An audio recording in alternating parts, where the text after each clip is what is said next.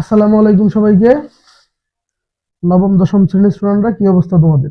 আজকে আমরা গতি অধ্যায় একটা সৃজনশীল সলভ করব, ময়মনসিংহ বোর্ড 2021। দেখো আমরা প্রশ্নটা স্টার্ট দিই। এখানে প্রশ্নের ডাকটার মধ্যে কি বলছে আমরা একটু শুরুতে দেখি। ফিজিক্স সলভ করতে গেলে প্রথমে ডাকটা খুব ভালো করে আমাদের বুঝতে হবে, তারপরে এই ডাকটাকে চিত্র আঁকতে হবে, সেই চিত্র দিয়ে অঙ্কটা করলে আমাদের পক্ষে সোজা হবে। দেখে আমার কি বলছে, 200 গ্রাম বড় একটা ক্রিকেট বলকে কারা উপরের দিকে নিক্ষেপ করা হলো। যেমন আমি যদি একটু চিত্রে এটা রূপান্তর করতে চাই, আপনি ধরেন এটা একটা ক্রিকেট বল, এটা স্যার একটা কি স্যার ক্রিকেট বল, এটা একটা ক্রিকেট বল। এই 200 গ্রাম ভরের একটা ক্রিকেট বলকে, যেটার ভর দেওয়া আছে আপনার 200 গ্রাম, ধরে নেন 200 গ্রাম ভরের একটা ক্রিকেট বলকে কারা উপরের দিকে নিক্ষেপ করা হলো। স্যার একদম উপরের দিকে নিক্ষেপ করা হলো। কথা কি বুঝতে পারছি? ঠিক ওই মুহূর্তে 2 কেজি ভরের অপর একটা বস্তুকে 150 মিটার উঁচু থেকে, স্যার ঠিক এই মুহূর্তে ধরেন আপনার উপর থেকে একটা বস্তুকে ছেড়ে দেওয়া হলো। এই জায়গায় আর একটা বস্তু রাখা আছে, যে বস্তুর ভর ধরেন আপনার 2 কেজি। কত কেজি স্যার? 2 কেজি। 2 কেজি ভরের অপর একটা বস্তুকে একদম নিচের দিকে ছেড়ে দেওয়া হলো। কথা কি বুঝাইতে পারছি? এটা আপনি ধরে নেন আপনার যে ভূপৃষ্ঠ। একটা মনে একটু ভুল করছি আমি, এই জায়গায় একটা ব্যাগ রাখার কথা। দেখি স্যার একটু, দেখেন আমি ভুল করি। 200 গ্রাম ভরের একটা ক্রিকেট বলকে যে 40 বেগে, 40 এমএস ইনভার্স 1 বেগে, সরি স্যার, বলকে এই জায়গায় একটা ব্যাগ আমার পড়ে গেছে, যে 40 এমএস ইনভার্স 40 এমএস ইনভার্স 1 বেগে খাড়া উপরের দিকে, ঠিক আছে? 40 এমএস ইনভার্স 1 বেগে খাড়া উপরের দিকে নিক্ষেপ করা হলো। স্যার এই বলটাকে যেই বেগে উপরের দিকে নিক্ষেপ করা হয়েছে তার আদি বেগ দেওয়া আছে কত স্যার? 40 MS inverse 1। কথা কি বুঝছেন? 200 গ্রাম ভরের একটা বলকে 40 বেগে, কত বেগে স্যার? 40 বেগে খাড়া উপরের দিকে চুড়ে দেওয়া হলো। এই যে বলটা এই জায়গায় আছে, এইখান থেকে খাড়া উপরের দিকে 40 বেগে চুড়ে দিছে, যে বেগে চুড়ে দেওয়া হলো এটা তার আদি বেগ। স্যার এই ভূপৃষ্ঠ থেকে কতটুকু উপরে স্যার দেখেন, এই ভূপৃষ্ঠ থেকে 150 মিটার উপরে। এই যে এটা ভূপৃষ্ঠ, এখান থেকে 150 মিটার উপরে অপর একটা বস্তু রাখা আছে, যে বস্তুর ভর ধরেন আপনার, এই যে ধরেন এই একটা বস্তু রাখা আছে আপনার, এই বস্তুর ভর হলো আপনার 2 কেজি। এই বস্তুর ভর কতটুকু? 2 কেজি। কথা কি বুঝতে পারছেন? এইটাকে নিচ থেকে উপরের দিকে ঢিল দিছে, এটা উপর থেকে নিচের দিকে ছেড়ে দিছে। এটা যেহেতু উপরের দিকে উঠতেছে, এটাকে আমি ধরতে পারি এটা হলো নিক্ষিপ্ত বস্তু, আর এটা যেহেতু উপর থেকে নিচের দিকে পড়তেছে, এটা হলো আমার পড়ন্ত বস্তু। কথা কি বুঝাইতে পারছি? বুঝেন? এখানে আপনাকে বলছে ভূপৃষ্ঠে একটা বস্তু রাখা আছে, 200 গ্রাম ভরের একটা বস্তু দেখার উপরের দিকে ঢিল দেওয়া হয়েছে। কত বেগে ঢিল দিছে? 40 বেগে খাড়া উপরের দিকে ঢিল দিছে। আর ভূপৃষ্ঠ থেকে 150 মিটার উপরে 2 কেজি ভরের একটা বস্তু রাখা আছে, ওইটা ভূপৃষ্ঠের দিকে ছেড়ে দেওয়া হলো। তাহলে কি বুঝাইতে পারছি? এই হলো উদ্দীপক। এখন আপনাকে দেখেন, আপনাকে গ নাম্বার প্রশ্ন যেটা করা হয়েছে, ক্রিকেট বলটির বিচরণ কাল কত নির্ণয় করো। স্যার এটা আমরা খুব ভালো করে আগে পড়ে আসছি। বিচরণ কাল নির্ণয় করতে চাইলে আমাকে কি করতে হবে? সবার আগে দেওয়া আছে ওগুলো লিখতে হবে। এখানে দিয়ে আমি দেওয়া আছে ওগুলো যদি আমি লিখি, গ নাম্বার সলভ করতেছি, দেওয়া আছে কি কি দেওয়া আছে, যেই ব্যাগে নিক্ষেপ করা হয় সেটা হলো তার আদি ব্যাগ। যে আদি ব্যাগ দেওয়া আছে তার 40 এমএস ইনভার্স 1। আর কোনো একটা বস্তু যদি উপরের দিকে উঠতে শুরু করে, উঠতে উঠতে সর্বোচ্চ উচ্চতায় কোনো বস্তু স্থির হবে, মানে সর্বোচ্চ উচ্চতায় যে কোনো বস্তু উপরের দিকে নিক্ষেপ করা হলে সর্বোচ্চ উচ্চতায় গিয়ে স্থির হয়, তারপরে নিচের দিকে পড়তে শুরু করে। তার মানে সর্বোচ্চ উচ্চতায় স্থির হওয়ার কারণে শেষ বেগ হয়ে যায় 0। আর আমি আপনাকে বলছিলাম পরন্ত বা নিক্ষিপ্ত বস্তুর ক্ষেত্রে জি এর মান অলরেডি দেওয়া থাকে 9.8। এখন আপনাকে যদি বিচরণকাল বের করতে বলে, তাহলে বিচরণকাল বের করার সবচেয়ে সহজ নিয়ম হলো আপনি সর্বোচ্চ উচ্চতায় উঠতে কতটুকু সময় লাগে টি এর মানটা বের করবেন, পরে সেই টি এর মানটাকে 2 দ্বারা গুণ করে দিলে বিচরণকাল বের হয়ে যায়। বিচরণকাল মানে হলো উঠা প্লাস নামা। বিচরণকাল মানে কি বললাম? উঠা প্লাস নামা। উঠতে কত সময় লাগে? উঠতে যদি 5 সেকেন্ড লাগে তো নামতেও 5 সেকেন্ড লাগবে। কথা কি বুঝছেন? বিচরণকাল মানে হলো উঠা প্লাস নামা, উড্ডয়নকাল প্লাস পতনকাল। তাহলে সর্বোচ্চ উচ্চতায় উঠতে যত সময় লাগে এইটাকে 2 দ্বারা গুণ করে দিলেই বিচরণকাল বের হয়ে যাবে। স্যার দেখেন, তাহলে এখানে টি ইকুয়াল টু কত হবে আমার স্যার? হট। তাহলে আমি এখান থেকে লিখতে পারি স্যার যে এখন কোন সূত্র বলবে? V equal to U plus A T. লিখেন V equal to U plus A T. এখানে ভি এর মান আবার কত আসলো স্যার? 0। ইউ এর মান কত স্যার? 40 প্লাস এ এর মান কত স্যার? সরি এ তো নাই, সরি স্যার এখানে একটু ভুল করছি, এখানে মাইনাস জিটি হবে স্যার। 40 মাইনাস জি এর মান 9.8, টি এর মান আমি বের করবো স্যার। এদিক দিয়ে আসলে প্লাস হয়ে যাবে 9.8 টি ইকুয়াল টু 40, এরপর আপনার T equal to 40 divided by 9.8। দেখি তো এখানে মানটা আবার কত আসে।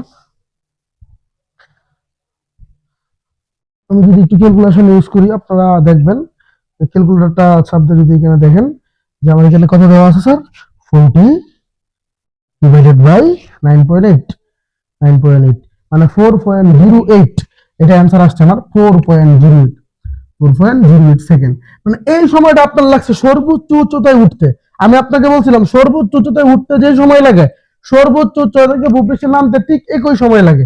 কথা কি বুঝছেন? তাহলে বিচরণকাল বের করলে, বিচরণকাল মানে হলো উল্টা প্লাস নামা, তাহলে আমি বিচরণকাল বের করতে পারি অনায়াসেই। বিচরণকালকে যদি এই টি দ্বারা প্রকাশ করি তো সূত্র হবে 2t, 2 ইন্টু টি এর মান কত বেরোলো 4.08, 4.08। এইটা যদি আসে দেখি অ্যান্সার কত আসে, ক্যালকুলেটর যদি একটু আমি ইউজ করি, 4.08 কে যদি আমি ভাগ দিই, কত দ্বারা ভাগ, 2 দ্বারা ভাগ দেবো, তারপরে 8.16 কত আসবে স্যার, 8.16 অ্যান্সার। কথা কি বুঝাতে পারছি? এটাই হলো আমার অ্যান্সার। এই যে আমার বিচরণকাল বের হয়ে গেছে। আপনার সহজে মনে রাখবেন, যদি কোনো কিছু বিচরণকাল বের করতে বলে আপনাকে, তাহলে আপনি প্রথমে বের করবেন ভূপৃষ্ঠ থেকে সর্বোচ্চ উচ্চতায় উঠতে কতটুকু সময় লাগে, এই সময়টা বের করছি, এই সময়টাকে 2 দ্বারা গুণ করে দিলে বিচরণকাল বের হয়ে যাবে। আচ্ছা, এখন আমরা তার পরের প্রশ্নটা দেখি স্যার একটু।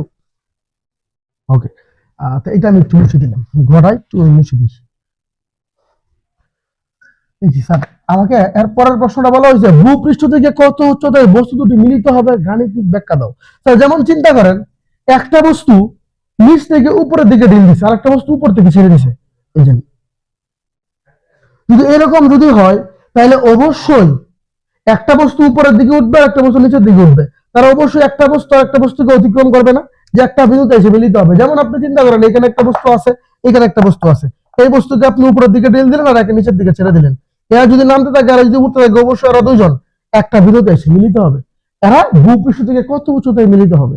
এই ধরনের প্রশ্নগুলো যদি আপনাকে করা হয়, তখন আপনি বলবেন স্যার এই বস্তু, সর্বোচ্চ উচ্চতায় যে বস্তু আছে কিন্তু ভূপৃষ্ঠ থেকে 150 মিটার উপরে আছে, আর এ উপরের দিকে উঠতেছে, আর এ ধরেন নিচের দিকে নামতেছে, এ নামতে নামতে আর উঠতে উঠতে, এই ধরেন এ কি করতেছে, উপরের দিকে উঠতেছে, আর এ কি করতেছে, উপর থেকে নামতেছে, এ কি করতেছে, উপর থেকে যে বস্তু উপর থেকে পড়তেছে, আর এ কি করতেছে, উঠতেছে, উঠতে উঠতে নামতে নামতে এরা ধরেন এই যে একটা বিন্দুতে এসে এরা কি হবে স্যার, মিলিত হবে। আমি ধরে নিলাম এই ভূপৃষ্ঠ থেকে এই উচ্চতায় এরা মিলিত হবে। স্যার যেমন ধরেন এই যে বস্তুটা, এই বস্তুটা এই জায়গায় রাখা আছে, 2 কেজি ভরের একটা বস্তু, উপরে 2 কেজি ভরের একটা বস্তু রাখা আছে, এই বস্তু নামতেছে আর এই বস্তু নিচ থেকে উপরের দিকে উঠতেছে, এই যে নামতে নামতে উঠতে উঠতে এই বিন্দুতে এসে এরা মিলিত হবে, ধরে নিলাম এরা দুইজন এই বিন্দুতে এসে কি হবে স্যার, মিলিত হবে। আমি ধরলাম ভূপৃষ্ঠ থেকে এই উচ্চতা উঠছে, এখন এইখান থেকে এটার উচ্চতা হলো আপনার 150, এইখান থেকে পুরোটার উচ্চতা কত দেওয়া আছে আমার, 150, এইখান থেকে যে এই বস্তুর পর্যন্ত উচ্চতা পুরোটা 150, এতটুকু হলো এইচ, এতটুকু কত হবে স্যার, অবভিয়াসলি এতটুকু উচ্চতা হবে 150 মাইনাস ইস। কথা কি বুঝছেন? এতটুকু উচ্চতা হলো আমার 150 মাইনাস ইস। কথা বুঝতে পারছি? মানে এইটা যদি পৃথিবী, এটা যদি ভূপৃষ্ঠ থেকে এইচ উঠে, এটা কি এইচ নামবে না স্যার? সবটা যেহেতু 150, তো এইটা যতটুকু উঠবে টোটালটা থেকে এটা যতটুকু উঠবে, এটা মাইনাস দিলে এটার উচ্চতা বেরোবে। কথা বুঝাইতে পারছি? ওকে, তাহলে আমি এখন লিখতে পারি যে ধরি, তুমি স্থান দিব, ভূপৃষ্ঠ থেকে কতটুকু উচ্চতায় উঠছে, এই উচ্চতা ধরি, ভূপৃষ্ঠ হতে এই উচ্চতায়, ভূপৃষ্ঠ হতে এই উচ্চতায় বস্তু দুটি মিলিত হবে, বস্তু দুটি মিলিত হবে। আর এই ধরনের প্রশ্ন যদি আপনাকে করা হয় কত উচ্চতায় মিলিত হবে, তখন আপনি যে কাজটা করবেন, প্রথমেই আগে কোন বিন্দুতে মিলিত হবে বিন্দুটা খুঁজে বের করবেন, তারপরে আপনি এখানে একটা বস্তু কিন্তু আপনার নিক্ষিপ্ত, একটা বস্তু কিন্তু পরন্ত, আপনি নিক্ষিপ্ত বস্তুর ক্ষেত্রে একটা এইচ বের করবেন এবং পরন্ত বস্তুর ক্ষেত্রে একটা এইচ বের করবেন। এই ধরনের অঙ্কগুলোতে আপনি একটা বস্তুকে তো উপরের দিকে নিক্ষেপ করা হবে, আর একটা উপর থেকে ছেড়ে দেওয়া হবে, একটা উপর থেকে ছাড়বে আর একটা নিচ থেকে উঠবে। কথা কি বুঝছেন? এই ধরনের ম্যাথ গুলোতে আপনি নিক্ষিপ্ত বস্তুর ক্ষেত্রে একটা এইচ এবং পরন্ত বস্তুর ক্ষেত্রে একটা এইচ বের করবেন। আপনি প্রথমে লিখেন যে এই বস্তুর উপর, প্রথমে লিখেন নিক্ষিপ্ত বস্তুর ক্ষেত্রে, নিক্ষিপ্ত বস্তুর ক্ষেত্রে দুইটার ক্ষেত্রে আপনি দুইটা এইচ বের করবেন। কথা কি বুঝাইতে পারছি? এখন এই ক্ষেত্রে সূত্র সাধারণত সবসময় H equal to U T minus half G T square, এই সূত্র হবে। মাইনাস হওয়ার কারণ কি স্যার, নিক্ষিপ্ত বস্তু বের করতেছি। স্যার দেখেন নিক্ষিপ্ত বস্তুর কত দেওয়া হয়েছে, 40 টি মাইনাস হাফ, জি এর মান 9.8 টি স্কোয়ার। কথা কি বুঝছেন? এখন লিখেন 40 টি মাইনাস এটা কাটা গেলে 4.9 টি স্কোয়ার। স্যার আমি নিক্ষিপ্ত বস্তুর ক্ষেত্রে একটা এইচ বের করছি এবং আমি পরন্ত বস্তুর ক্ষেত্রে আরেকটা এইচ বের করব। এই বস্তুর ক্ষেত্রে এইচ বের করছি এবং উপর থেকে যে বস্তু পড়তেছে সেই বস্তুর ক্ষেত্রে আমি আরেকটা এইচ বের করব। দেখো পরন্ত বস্তুর ক্ষেত্রে লিখেন পরন্ত বস্তুর ক্ষেত্রে সেম সূত্র দিয়ে বের করবো, h equal to U T plus half G T square. এখন পরন্ত বস্তুর ক্ষেত্রে সূত্রটা কিন্তু আমার প্লাস হবে, কথা কি বুঝছেন? কারণ পরন্ত বস্তু তো। আর উপর থেকে যদি কোনো বস্তু নিচের দিকে পড়ে, মানে পরন্ত বস্তুর ক্ষেত্রে তার আদি বেগ সবসময় 0 ধরা হয়, প্লাস হাফ জি এর মান 9.8 টি স্কোয়ার। তাহলে এখানে হবে আপনার করলে 4.9 টি স্কোয়ার। কথা কি বুঝতে পারছি? এখন একটা জিনিস একটু আপনি এখান থেকে বুঝেন, আপনার যে এখানে এইচ ছিল স্যার, এই যে এইচ, স্যার আপনার তো এই বস্তুটা ভূমি থেকে এই উচ্চতা উঠার পরে মিলবে, কিন্তু এই যে এই বস্তু কি ভূমি থেকে এইচ নামার পরে মিলবে? এই বস্তু কতটুকু নামছে এই বিন্দু পর্যন্ত, এর দূরত্ব তো এইচ, ভূমি থেকে এইচ উঠছে, আর একই এইচ নামবে? না স্যার। তাহলে এ নামবে কতটুকু স্যার? 150 minus H. তার মানে পরন্ত বস্তুর ক্ষেত্রে এইচ তো এইচ না, এইচ হলো আপনার 150 মাইনাস এইচ। এই এইচ তো এইচ না, এই এইচ হলো আপনার 150 মাইনাস এইচ। কথা বলতে সবটা যদি আপনি ওইদিকে নিয়ে নেন তাহলে আপনার সাধারণত কি বেরোবে স্যার? এইচ ইকুয়াল টু বেরোবে 150 মাইনাস 4.9 স্কোয়ার। দেখেন এই ধরনের ম্যাথ গুলোতে আমি আপনাকে বলছি, প্রথমে আপনি পরন্ত বস্তুর ক্ষেত্রে একটা এইচ বের করবেন এখানে, এবং নিক্ষিপ্ত বস্তুর ক্ষেত্রে একটা এইচ বের করবেন। আপনি এই জায়গাটা খুব ভালো করে খেয়াল রাখবেন যে এই যে পরন্ত বস্তুর ক্ষেত্রে এইচটা আসলে এইচ নেই, 150 মাইনাস এইচ। কথা কি বুঝতে পারছি? Okay sir. এখন দেখেন, এখন আমি যে কাজটা করবো স্যার, এখন আমি মনে রাখবো স্যার, এই অঙ্কগুলোর ক্ষেত্রে আমি সাধারণত বলবো যে পরন্ত বস্তুর ক্ষেত্রে যে এইচ পেয়েছি এবং নিক্ষিপ্ত বস্তুর ক্ষেত্রে যে একটা এইচ পেয়েছি, এই দুইটা এইচ আমি পরস্পর সমান বলে দিব। স্যার দুইটা এইচ আপনি সমান অবশ্যই বলতে পারবেন, কারণ কেন আপনি তাকায় দেখেন এই যে এইচ এর মানটা ছিল, এই এইচ এর মানটা আসলে এইচ এর মানটা কতটুকু, সবটা থেকে এইচটা মাইনাস দিলে কিন্তু এতটুকুর মান থাকে। এটা কিন্তু আমি 150 থেকে মাইনাস দিয়েছিলাম। তাহলে আপনি এই মানে এইচ ইকুয়াল টু এইচ যদি লিখেন, বাম পক্ষ দুটো সমান হলে তার ডান পক্ষ দুটো সমান লেখা যায়। তাহলে এটা আমি লিখতে পারি এখানে 40টি মাইনাস 4.9 টি স্কোয়ার। কথা কি বুঝতে পারছেন? Equal to 150 minus 4.9 T square. এই পক্ষ থেকে 4.9 কাটা, তাহলে 40টি ইকুয়াল টু 150। তাহলে টি ইকুয়াল টু বেরোবে আপনার 150 ডিভাইডেড বাই 40 ইকুয়াল টু কত আসে আমি দেখি, 150 ডিভাইডেড বাই 40, 150 ডিভাইডেড বাই 40, 3.75। কত আসলো আমার স্যার? তাহলে 3.75 সেকেন্ড। তাহলে আপনাকে যদি এই জায়গায় প্রশ্ন করতো যে ভূপৃষ্ঠ হতে কত উচ্চতায় মিলিত হবে, যদি আপনাকে বলতো ভূমি হতে কত সময় পরে মিলিত হবে, বস্তু এটা পড়তেছে এটা উঠতেছে, কত সময় পরে বস্তু দুটো মিলিত হবে, তাহলে এখানে অঙ্ক শেষ। কথা কি বুঝছেন? 3.75 এত সেকেন্ড পরে মিলিত হবে, অঙ্ক শেষ। কিন্তু আপনাকে যেহেতু বলছে কত উচ্চতায় মিলিত হবে, তখন আপনি এইটাকে একটা ইকুয়েশন নাম্বার ধরবেন এবং এইটাকে একটা ইকুয়েশন নাম্বার ধরবেন। টি এর মানটা যে কোনো একটা সমীকরণে বসাই দিলেই মিলে যাবে। তখন আপনি বলেন টি এর মান 1 নং সমীকরণে বসাই, 1 নং সমীকরণে বসাই, টি এর মান 1 নং সমীকরণে বসাই। 1 নং সমীকরণ আপনার কি ছিল স্যার? এইচ ইকুয়াল টু ছিল 40 ইনটু টি এর মান ছিল 3.75 মাইনাস 4.9, পরটা কি টি স্কয়ার, টি এর মান কত? 3.75 ফুল স্কয়ার। দেখেন আমি যদি ক্যালকুলেশন নেই, এটা তো 150 হবে মেবি, যদি গণনা করি ওইটা যদি আমি করি 3.75 স্কয়ার ইনটু 4.9, তো বুঝছেন 3.75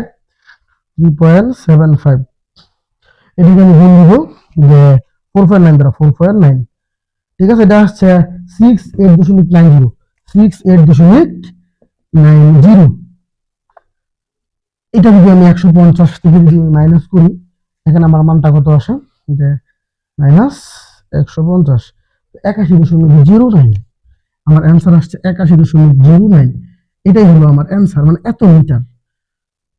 দেখেন আপনাকে প্রশ্ন করছিল যে একটা বস্তুকে নিচ থেকে উপরের দিকে ঢিল দিছে আর একটা বস্তুকে উপর থেকে নিচের দিকে ঢিল দিছে, মানে ছেড়ে দিছে, দুইটা বস্তু উঠতে উঠতে কত উচ্চতায় মিলিত হবে। আমি প্রথমে এখানে আপনাকে বলছিলাম এই বস্তু যদি উপর থেকে পড়া শুরু করে আর এই বস্তু যদি উঠা শুরু করে অবশ্যই একটা বিন্দুতে মিলিত হবে। আমি ধরে নিয়েছিলাম ভূমি থেকে এই উচ্চতায় মিলিত হবে। তো নিচেরটা যদি এই উঠে তো উপরেরটা কতটুকু নামবে স্যার? টোটাল যে উচ্চতা আছে এটা থেকে যতটুকু উঠছে এটা মাইনাস দিব, মানে টোটাল 150 মিটার উপরে ছিল, 150 মাইনাস 20। তাহলে প্রথমে আপনি যে কাজ করবেন যে এখানে আপনার নিক্ষিপ্ত বস্তু, এই নিক্ষিপ্ত বস্তুর ক্ষেত্রে একটা এস নির্ণয় করবেন, এই যে আমি নির্ণয় করছি, এবং উপর থেকে যেটা পড়তেছে এই পরন্ত বস্তুর ক্ষেত্রে একটা এস নির্ণয় করবেন, এই যে আমি করছি। কথা কি বুঝতে পারছেন? নিক্ষিপ্ত ওটা কেন্দ্র করে একটা এস নির্ণয় করবেন, পরন্তরে কেন্দ্র করে একটা এস নির্ণয় করবেন। কথা কি বুঝাইতে পারছি স্যার? ওকে, তারপরে আমি বলছি এই দুইটা এস আপনি পরস্পর সমান লিখতে পারবেন। লিখিত রেস এবং পরন্তর রেস ইকুয়াল টু লিখা যায়, দুইটা একটা সমান। এখন যদি দুইটা বাম পক্ষ সমান হয় তার ডান পক্ষ দুটো সমান হবে, এই পক্ষ সমান সমান এই পক্ষ আমি লিখে ফেলছি। এটা তুমি টি এর মান বের করছি। কথা কি বুঝতে পারছেন? মানে এত সময় পরে মিলিত হবে। আপনাকে যদি বলতো বস্তু দুটি কত সময় পরে মিলিত হবে, তখন আপনি বলতেন এত সময় পরে মিলিত হবে। কথা বুঝাতে পারছি? ওকে, এখন আপনাকে যদি বলছে কত উচ্চতায় মিলিত হবে, তাহলে টি এর মানটা যে কোনো একটা সমীকরণে বসা দিলেই মিলে যেত। ওকে, এই ছিল আজকে আমাদের ময়মনসিংহ 21।